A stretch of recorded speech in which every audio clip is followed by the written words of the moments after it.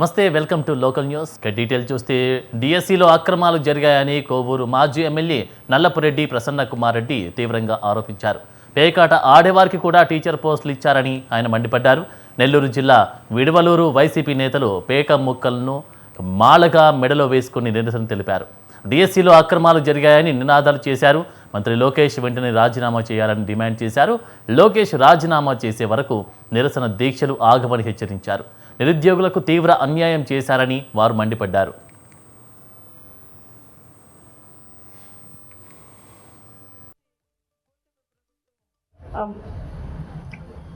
అన్యాయంగా కొంతమందిని వాళ్ళకి ఉద్యోగాలు ఇచ్చినారు. మన నాయకుడు మాజీ ముఖ్యమంత్రి వర్యులు వైఎస్ జగన్మోహన్ రెడ్డి గారు, ఆయన మన నాయకుడు రిలే నిరాహార దీక్షలు మన జిల్లా వ్యాప్తంగా 2 రోజులు రిలే నిరాహార దీక్షలు మనం పెట్టినారు. అందుకని కూటమి ప్రభుత్వం ఎగ్జామ్ లేకుండానే వాళ్ళకి స్పోర్ట్స్ కోటాలో అన్యాయంగా ఉద్యోగాలు ఇచ్చినారు. దాన్ని మన నాయకుడి మేరకు మనం వాళ్ళకి ఉద్యోగస్తులకి అందరి డిఎస్సి విద్యార్థులకి అందరికీ మనం సంఘీభావం తెలుపుతున్నాము. వాళ్ళకి మన విద్యాశాఖ మంత్రి లోకేష్ గారు రాజీనామా చేయాలని కోరుకుంటున్నాం. మన డిఎస్సి కూటమి ప్రభుత్వం డిఎస్సి అవకతవకలపై వైసీపీ పోరాటం ఉధృతమైంది. మంత్రి లోకేష్ వెంటనే రాజీనామా చేయాలని వైసీపీ నేతలు డిమాండ్ చేశారు. చిత్తూరు జనతా బజార్ వద్ద వైసీపీ ఇన్ఛార్జ్ విజయానందరెడ్డి ఆధ్వర్యంలో రిలే నిరాహార దీక్ష 3వ రోజు జరిగింది. దీక్షలకు న్యాయవాదులు సంఘీభావం తెలిపారు.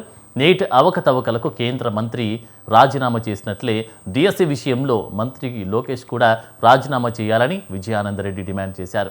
కూటమి ప్రభుత్వం ఇచ్చిన ఒక్క హామీ కూడా నెరవేర్చలేదని, నిరుద్యోగ వృత్తి బకాయిలు 60,000 వరకు పేరుకుపోయాయని ఆరోపించారు. మన మీద విద్యాశాఖ మంత్రి రాజీనామా చేసేంత వరకు ఈ పోరాటం కొనసాగుతుంది అని ఆయన ఆదేశాల మేరకు ఈరోజు 3వ రోజు. ఈ 3వ రోజులో భాగంగా వైఎస్ఆర్ కాంగ్రెస్ పార్టీ కార్యకర్తలు, నాయకులు, అదేవిధంగా యువజన విభాగం, విద్యార్థి విభాగం వీళ్ళందరి ఆధ్వర్యంలో నల్ల దుస్తులు ధరించి ఈ కార్యక్రమం ప్రారంభించడం జరిగింది. ఇది ప్రారంభం మాత్రమే, ఇది ఇంతటితో ముగిసిందనేది కాదు. రాబోయే రోజుల్లో దీన్ని మరింత ఉధృతంగా తీసుకెళ్తామనేది కూడా నేను తెలియజేస్తూ ఉంటా. అదేవిధంగా దీంట్లో భాగంగా సోమవారం నాటికి రైల్వే స్టేషన్ దగ్గర నుంచి జిల్లా పరిషత్ వరకు కూడా నిరసన కార్యక్రమాలు చేస్తూ అంతా జరిగే రిలే నిరాహార దీక్ష ఇవాళ 3వ రోజుకు చేరుకుంది.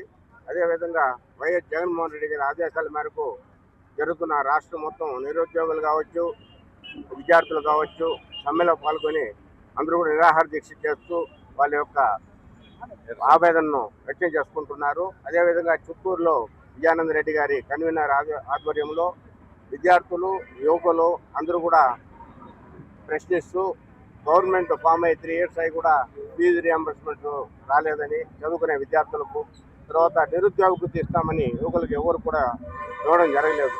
ఈ 2 కారణాల్లో జరిగిన అక్రమాలు, ముఖ్యంగా పేకాట రిజర్వేషన్ తీసేయాలని, పేకాట బేస్ చేసుకుని వీళ్ళు ఇచ్చిన పోస్టులు రద్దు చేయాలి, టోటల్గా ఈ డిఎస్సి మీద ఇన్వెస్టిగేషన్ చేయాలి, టోటల్గా ఈ డిఎస్సి మీద డిఎస్సిలో నియామకాలు రద్దు చేసి కొత్త డిఎస్సి వీళ్ళు నోటిఫికేషన్ ఇచ్చి తద్వారా ఉపాధ్యాయులను నియమించాలి.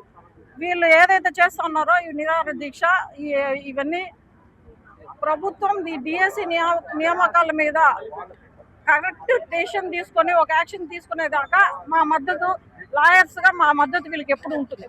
నియామకాల్లో జరిగిన అక్రమాలు, ముఖ్యంగా పేకాట రిజర్వేషన్ తీసేయాలని, పేకాట బేస్ చేసుకుని వీళ్ళు ఇచ్చిన పోస్టులు రద్దు చేయాలి, టోటల్గా ఈ డిఎస్సి మీద ఇన్వెస్టిగేషన్ చేయాలి, టోటల్గా ఈ డిఎస్సి మీద డిఎస్సిలో నియామకాలు రద్దు చేసి కొత్త డిఎస్సి వీళ్ళు నోటిఫికేషన్ ఇచ్చి తద్వారా ఉపాధ్యాయులను నియమించాలి.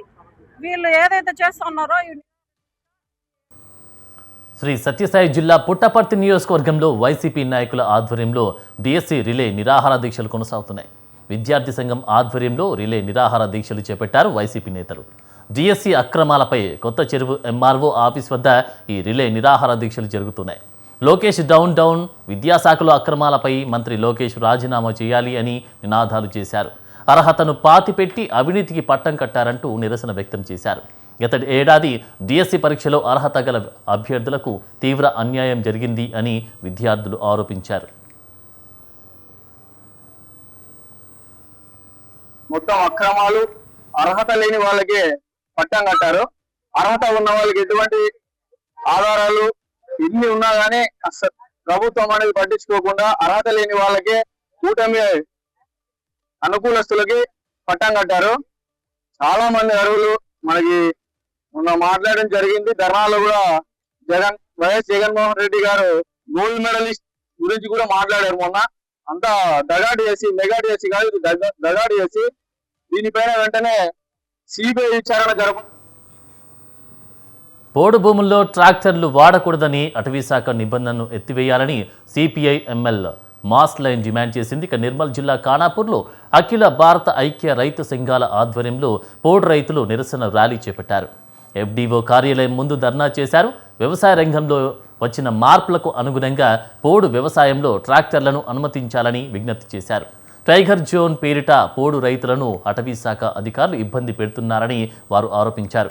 టైగర్ జోన్ను ఎత్తివేయాలంటూ రైతు సంఘాలతో పోడు రైతులు నిరసన ర్యాలీ చేపట్టారు. పోడు వ్యవసాయాన్ని చేస్తూ ఉన్నారు. పోడు రైతులు అనేక సంవత్సరాలుగా ట్రాక్టర్ల ద్వారా వ్యవసాయం చేస్తూ ఉన్నారు. గత 30 సంవత్సరాల క్రితం ప్రాచీన పద్ధతిలో నాగలతో దున్నినటువంటి పరిస్థితి ఉంది. కానీ ఇప్పుడు మారినటువంటి పరిస్థితిలో, వ్యవసాయ రంగంలో వచ్చినటువంటి మార్పుల పరిస్థితిలో యంత్రాలు వాడడం మొదలైనప్పటి నుంచి ఇవాళ పెట్టుబడిదారు విధానం ఇవాళ వ్యవసాయ రంగంలో ప్రవేశించిన తర్వాత ఇవాళ అనివార్యంగా ట్రాక్టర్లతోటి దున్నుకోవాల్సినటువంటి పరిస్థితి ఉంది. కాబట్టి ట్రాక్టర్లతోటే వ్యవసాయం పోడు రైతులు చేస్తూ ఉన్నారు. మరి పోడు రైతులకు ఇవాళ పట్టాలు ఇస్తామని చెప్పేసి గత ప్రభుత్వంలో సర్వే జరిగింది, ఈ ప్రభుత్వంలో హామీ ఇవ్వడం జరిగింది ఎలక్షన్ల ముందు. మరి మేము ఒకటే అడుగుతా ఉన్నాం, ఈ ప్రభుత్వాలను అడుగుతా ఉన్నాం సూటిగా, ఈ ఉన్నటువంటి ఈ సర్వే చేసినటువంటి భూములన్నిటికీ కూడా ఇవాళ ఎస్టీలకు. సంగారెడ్డి జిల్లా నారాయణఖేడ్లో సిఐటియు వ్యవసాయ కార్మిక సంఘాల ఆధ్వర్యంలో నిరసన కార్యక్రమం నిర్వహించారు. ఈ నెల 10న జైల్ భరో నిర్వహిస్తున్నట్లు సంగారెడ్డి జిల్లా వ్యవసాయ కార్మిక సంఘం ప్రధాన కార్యదర్శి నరసింహులు తెలిపారు. కార్మికుల సమస్యల పరిష్కారం కోసం ఈ నిరసన చేపడుతున్నట్లు చెప్పారు. కేంద్ర ప్రభుత్వం కేవలం కార్పొరేట్ల కోసమే పనిచేస్తుంది అని మండిపడ్డారు. రైతులకు గిట్టుబాటు ధర అందించేందుకు ప్రభుత్వం చర్యలు తీసుకోవాలి అని కోరారు. కార్మికులకు అన్యాయం చేసేలా ఉన్న 4 లేబర్ కోడ్లను రద్దు చేయాలి అని డిమాండ్ చేశారు. ఉపాధి హామీ కూలీలకు రోజుకు 800 రూపాయల వేతనం వచ్చేలా ప్రభుత్వం చర్యలు తీసుకోవాలని డిమాండ్ చేశారు. ఆగస్టు 10 నాడు సిఐటియు వ్యవసాయ కార్మిక సంఘం రైతు సంఘాల ఆధ్వర్యంలో జైల్ బరో కార్యక్రమం నిర్వహించడం జరుగుతూ ఉంది. ఈ జైల్ బరో కార్యక్రమం యొక్క ముఖ్య ఉద్దేశం కార్మికుల యొక్క చట్టాలని కాలరాస్తూ ఈరోజు 4 లేబర్ కోడ్లుగా తీసుకొచ్చినటువంటి 4 లేబర్ కోడ్లను రద్దు చేయాలని, అదేవిధంగా రైతులకు ఖచ్చితంగా గిట్టుబాటు ధరలు కల్పించాలని, కూలీలకు ఉపాధి హామీ ద్వారా అడిగినన్ని రోజుల పని దినాలు ఇచ్చి పెరిగిన ధరలకు అనుగుణంగా రోజు కూలీ 800 రూపాయలు ఇవ్వాలని, సమస్త ప్రజానికానికి గ్యాస్ ధరలు, పెట్రోల్ ధరలు, డీజిల్ ధరలు, నిత్యావసర సరుకుల ధరలు పెంచి భారాలు మోపుతున్నటువంటి కేంద్ర ప్రభుత్వం ఈ ధరల భారాలని తగ్గించాలని, కనీస వేతనాలు 26,000 ఇవ్వాలని, ఖచ్చితంగా పేద ప్రజలపై భారాలు వేయకుండా ఈ రోజు ఆదుకోవాల్సినటువంటి ప్రభుత్వం కార్పొరేట్ శక్తులకు. వికారాబాద్ జిల్లా రూఫ్ఖాన్ పేట పంచాయతీ కార్యదర్శిపై వచ్చిన అవినీతి ఆరోపణలు చర్చనీయాంశమయ్యాయి. ఇంటి నిర్మాణ అనుమతుల కోసం పంచాయతీ సెక్రటరీ డబ్బులు తీసుకుంటున్నట్లు గ్రామస్తులు బహిరంగంగా ఆరోపిస్తున్నారు.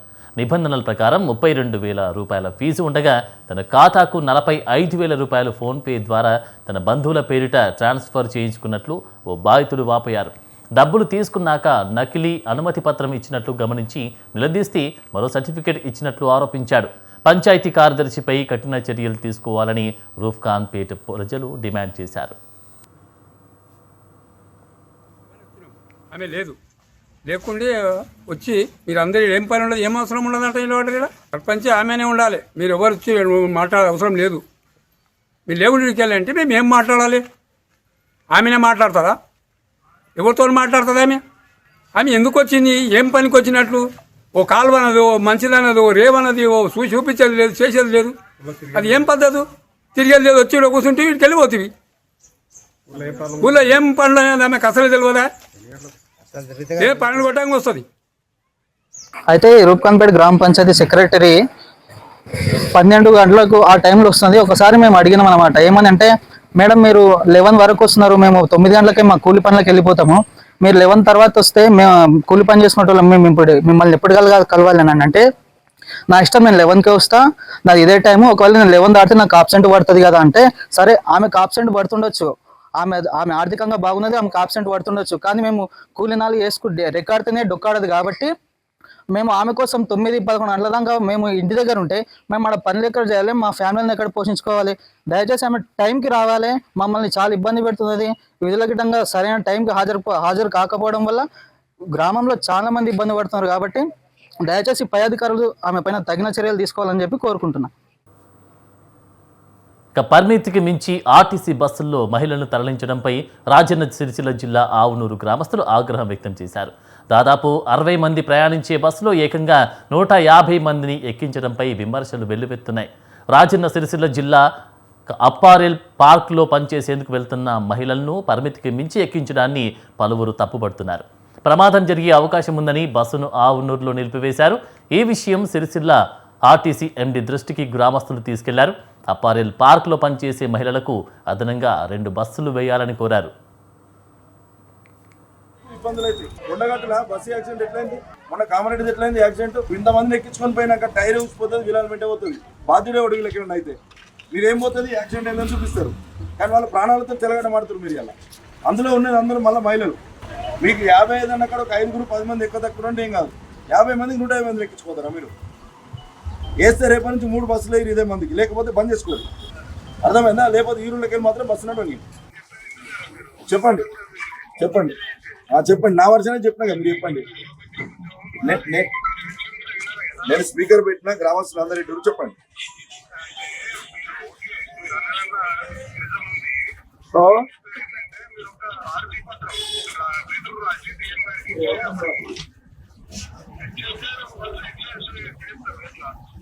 ఇప్పుడు మేము వచ్చాడికి రిక్వెస్ట్ పెట్టిందండి, ఇక్కడ కళ్ళకి కనిపించంగా.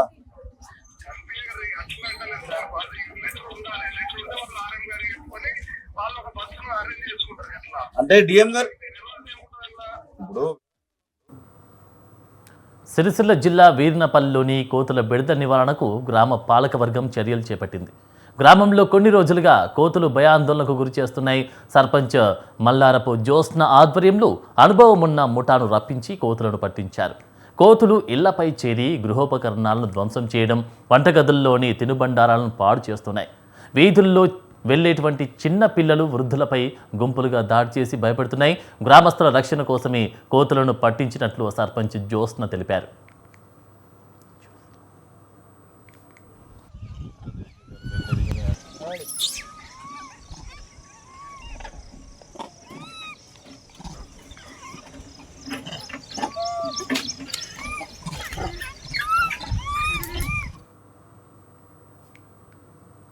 రాజమండ్రిలో మెడికల్ విద్యార్థినిపై కారు ఎక్కించిన వారిని రక్షించేందుకు స్థానిక ప్రజాప్రతినిధి యత్నించినట్లు ఆరోపణలు వస్తున్నాయి.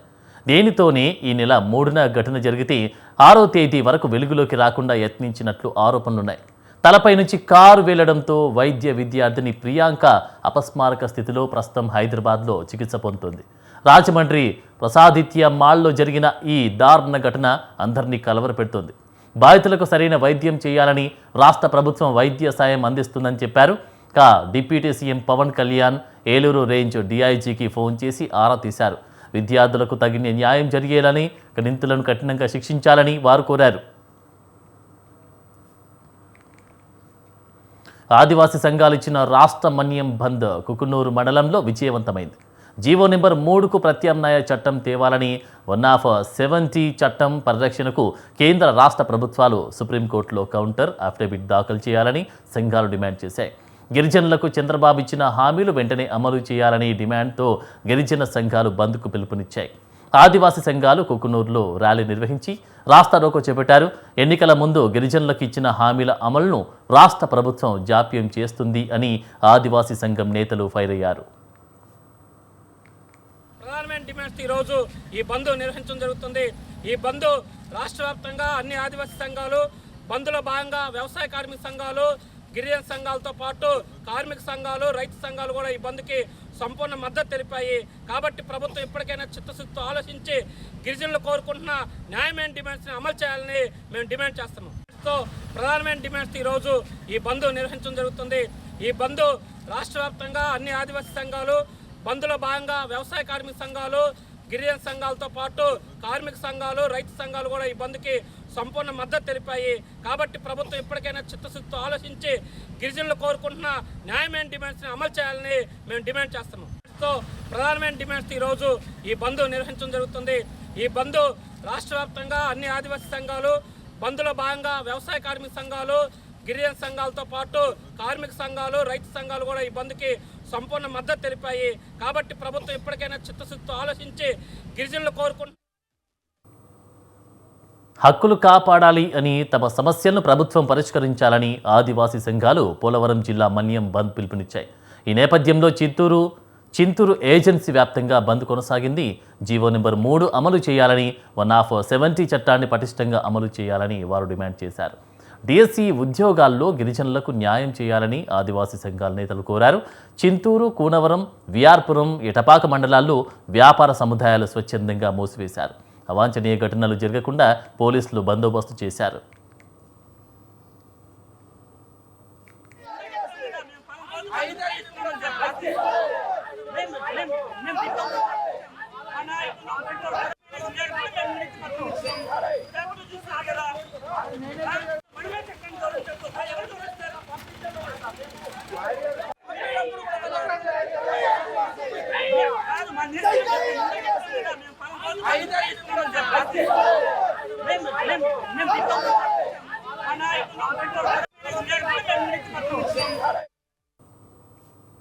ఏలూరు జిల్లా బూసరాజుపల్లి గిరిజన గురుకుల బాలికల స్కూల్లో పాడైన వస్తువులతో అద్భుతమైన అంతరిక్ష విజ్ఞాన కేంద్రం తయారైంది.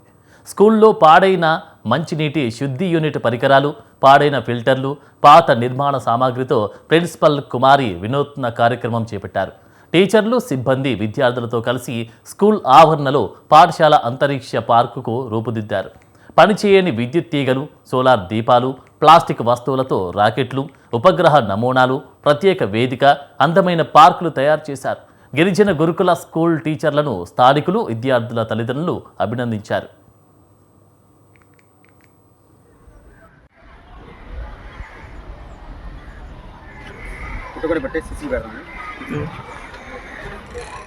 Welcome to our school space park. This project is the wonderful idea of our honorable principal madam. With her guidance, our teaching and non-teaching staff and students worked together to prepare these space models. This project represents the achievements of the Indian Space Research Organization, ISRO, India's National Space Agency. We also proudly used condemned aeroplane materials and recycled items to prepare these space models. This helps us learn the importance of reuse, recycling and creativity. ISRO was established in 1969 by the great scientist Vikram Sarabhai, who is known as the father of the Indian space program. Later, Satish Dhawan played a very important role in developing and expanding the Indian space program.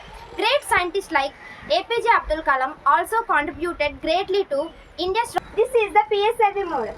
PSLV stands for the Polar Satellite Launch Vehicle. It is called the workhorse of ISRO because it has successfully launched many satellites into space. PSLV is mainly used to space satellites into polar orbit, which help in Earth observation, communication and weather forecasting. PSLV successfully launched Chandrayaan on India's first mission to the moon. This is the LVM-3 model. LVM-3 stands for Launch Vehicle Mark III. It is India's most powerful rocket and is used to launch heavy satellites. It successfully launched with Chandrayaan-3, which made India proud by landing on the moon. This is the SSLV model, the Small Satellite Launch Vehicle SSLV. This specialty is the INSAT and GSAT Indian Communication Satellite model. These satellites are launched by Indian Space Research Organization. They are very useful for communication, weather forecasting, navigation, online education, and disaster management. Nandyal జిల్లా Allagadda RTC బస్టాండ్లో drainage నీరు తాగునీటితో కలిసిపోవడంతో ప్రయాణికులు తీవ్ర ఇబ్బందులు పడుతున్నారు. RTC అధికారులు ప్రయాణికుల ఆరోగ్యంతో చెలగాటమాడుతున్నారని ప్రయాణికులు విమర్శిస్తున్నారు. మరుగుదొడ్ల కోసం నిర్మించిన పైప్ లైన్ వద్ద ప్రయాణికులకు తాగునీటి కోసం ఏర్పాటు చేసిన పైప్ లైన్ వెళ్తూ ఉండడంతో డ్రైనేజీ నీరు లీక్ అవుతూ తాగునీటిలో కలుస్తోంది. ఈ విషయం పలువురు అధికారుల దృష్టికి తీసుకువెళ్లినా ఫలితం శూన్యమని పలువురు మండిపడ్డారు. అధికారులు వెంటనే పైప్ లైన్లు మరమ్మతు చేసి ప్రయాణికులకు మంచినీటి సౌకర్యం కల్పించాలని ప్రజలు కోరుతున్నారు. కాకినాడ జిల్లా గండేపల్లి మండలం ఎర్రంపాలెం శివార్లో నిర్వహిస్తున్న పేకాట శిబిరంపై పోలీసులు దాడి చేశారు. ఈ సందర్భంగా పేకాట ఆడుతున్న 10 మందిని వారు అదుపులోకి తీసుకున్నారు. పేకాట రాయులపై గండేపల్లి ఎస్ఐ శివనాగబాబు కేసు నమోదు చేశారు. వారి నుండి 1,52,200 రూపాయలు, 12 మోటార్ సైకిళ్లు, 13 సెల్ ఫోన్లు స్వాధీనం చేసుకున్నారు. మరికొందరు పేకాట రాయులు అక్కడి నుండి పారిపోయినట్లు ఎస్ఐ చెప్పారు. మహబూబాబాద్ జిల్లా దంతాలపల్లి మండలంలో పోలీసులు విస్తృత తనిఖీలు చేపట్టారు. తొర్రూరు సర్కిల్ పోలీసు ఆధ్వర్యంలో దంతాలపల్లి పోలీస్ స్టేషన్ పరిధి బీర్శెట్టిగూడలో కార్డన్ సర్చ్ నిర్వహించారు. ప్రతి ఇంటిని అంగుళం నిశితం పరిశీలించారు. గుడుంబా తయారీ, విక్రయాలు, నల్లబెల్లం అక్రమ రవాణా, గాంజా లాంటి మాదక ద్రవ్యాలపై ప్రధానంగా సోదాలు జరిపారు. సరైన ధృవపత్రాలు లేని, నెంబర్ ప్లేట్లు లేని పలు బైకులను పోలీసులు స్వాధీనం చేసుకున్నారు. యువత, గ్రామస్తులు ఎవరు మాదక ద్రవ్యాలకు బానిసలు కాకూడదని తొర్రూరు సిఐ గణేష్ హితవు పలికారు. సంగారెడ్డి జిల్లా సదాశివపేటలోని ఆలయంలో దొంగలు దోపిడీ చేశారు. గురునగర్ కాలనీలోని శ్రీ భవానీమాత ఆలయంలోని హుండీ నుంచి నగదును దోచుకెళ్లారు. నగదు తీసుకున్న తర్వాత హుండీని ఆలయం సమీపంలోనే పడేశారు. వరుస దొంగతనాలు జరగడంతో కాలనీ ప్రజలు ఆందోళన చెందుతున్నారు. సదాశివపేట పోలీసులు ఘటన స్థలికి చేరుకొని సీసీ కెమెరాలు పరిశీలించారు. పోలీసులు గట్టి నిఘా పెట్టి దొంగతనాలను అరికట్టాలని స్థానికులు కోరారు. మేడ్చల్ జిల్లా గట్కేసర్ సర్కిల్ పరిధిలోని భవన నిర్మాణ కార్మికుడు 15వ అంతస్తు నుంచి కింద పడి మృతి చెందారు. Pocharam IT corridor police station పరిధిలోని హరిహర కన్స్ట్రక్షన్ కాకతీయ అపార్ట్మెంట్స్లో ఈ దుర్ఘటన చోటు చేసుకుంది. పెయింటింగ్ పనిచేస్తూ ఉండగా మధ్యప్రదేశ్కు చెందిన వినోద్ ప్రమాదవశాత్తు కింద పడిపోయాడు. కార్మికుడికి భద్రతా పరికరాలు ఏర్పాటు చేయలేదని తోటి కార్మికులు ఆరోపించారు. లేబర్ కాంట్రాక్టర్ దుర్గప్రసాద్, నిర్మాణ సంస్థ యాజమాన్యం కార్మికుల భద్రతపై నిర్లక్ష్యంగా ఉందని వారు విమర్శించారు. పోలీసులు కేసు నమోదు చేసి దర్యాప్తు చేపట్టారు. భద్రాచలం శ్రీ సీతారామచంద్ర స్వామి దేవస్థానం అభివృద్ధి పనులు కొనసాగుతున్నాయి. ఈ నేపథ్యంలో భక్తులకు దేవస్థానం కీలక ప్రకటన విడుదల చేసింది. సాంకేతిక కారణాల దృష్ట్యా స్వామివారి నిత్య కళ్యాణోత్సవాలను ఆలయ ప్రాంగణంలో కాకుండా మిథిలా స్టేడియం వద్ద కొత్తగా నిర్మించిన నిత్య కళ్యాణ మండపంలో నిర్వహిస్తున్నట్లు అధికారులు తెలిపారు. ఆలయం అభివృద్ధి పనులు పూర్తయ్యే వరకు ఇలాగే జరుగుతున్నట్లు పేర్కొన్నారు. నిత్య కళ్యాణోత్సవంలో పాల్గొనే భక్తులు నేరుగా నిత్య కళ్యాణ మండపానికి చేరుకోవాలని దేవస్థానం సూచించింది. కోనసీమ జిల్లా తిరుమలగా విరాజిల్లుతున్న వాడపల్లి వెంకటేశ్వర స్వామి ఆలయంలో సుప్రభాత సేవ నేత్ర పర్వంగా సాగింది. ఆగస్టు నెలలో 2వ శనివారం సెలవు రోజు కావడంతో భక్తులు భారీ సంఖ్యలో తరలివచ్చారు. విశేషంగా అలంకరించిన స్వామివారిని భక్తులు దర్శించుకున్నారు. ఆలయ ప్రాంగణం గోవింద నామస్మరణతో మారుమోగింది. వివిధ ప్రాంతాల నుంచి తరలివచ్చిన భక్తులకు అసౌకర్యం కలగకుండా అధికారులు అన్ని ఏర్పాట్లు చేశారు.